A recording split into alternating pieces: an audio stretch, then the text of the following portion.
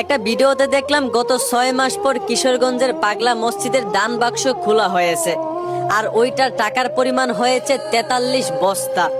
যেই টাকাগুলো গন্তেই শত শত মানুষ লাগতেছে, তার সাথে পাওয়া গিয়েছে আরো সোনাদানা অনেক কিছু। এখন একবার চিন্তা করেন, মানুষ কি পরিমাণ ওই মসজিদের টাকা দান করছে। ভালো কথা, মসজিদের টাকা দান করা খুব ভালো, কিন্তু আমি বলবো এত দান করা ভালো না। কেন এই কথা বললাম? আপনি একটু খোঁজ নিয়ে দেখেন, আমাদের বাংলাদেশে হাজার লাখ মানুষ চিকিৎসার অভাবে মারা যাচ্ছে।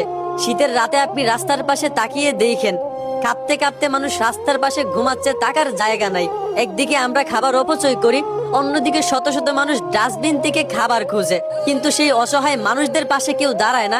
সেই অসহায় মানুষদেরকে কেউ 10টা টাকার খাবার মুখে তুলে দেয় না, 10টা টাকা দিয়ে ওই অসহায় মানুষদের পাশে কেউ দাঁড়াতে চায় না।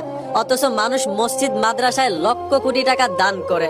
কি ভাবছেন মিয়া, দেশে অসহায় মানুষ থাকবে, চিকিৎসার অভাবে মারা যাবে, থাকার জায়গা না পেয়ে শীতের রাতে কাঁপতে কাঁপতে রাস্তায় ঘুমাবে, আর আপনি মসজিদে লক্ষ টাকা দান করে আল্লাহর কাছে মহান হয়ে যাবেন?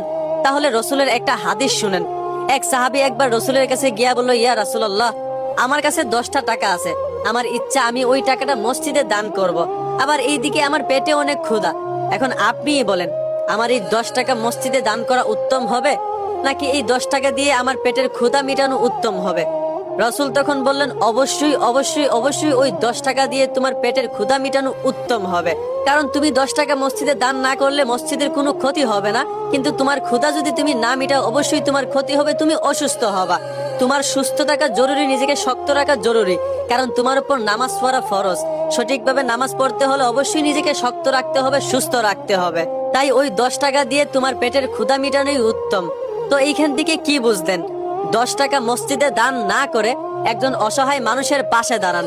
ওই 10 টাকা দিয়ে একজন ক্ষুধার্ত মানুষের মুখে খাবার তুলে দেন, একজন অসুস্থ মানুষের চিকিৎসার জন্য পাশে দাঁড়ান। হ্যাঁ, অবশ্যই অবশ্যই মসজিদ মাদ্রাসায় দান করা দরকার, তবে তার আগে অসহায় মানুষদের পাশে দাঁড়ানোর দরকার।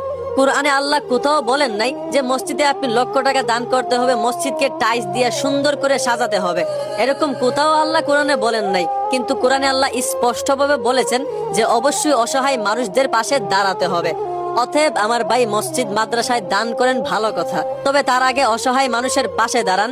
চিকিৎসার অভাবে যারা মারা যাচ্ছে তাদের চিকিৎসার জন্য তাদের পাশে দাঁড়ান। ক্ষুধার্ত মানুষের মুখে 10টা টাকার খাবার তুলে দেন। তাহলেই দেখবেন আমাদের এই দেশে অভাবী মানুষও থাকবে না, অসহায় মানুষও থাকবে না, কোনো মানুষ চিকিৎসার অভাবে মারাও যাবে না। আশা করি বুঝতে পারছেন। ধন্যবাদ।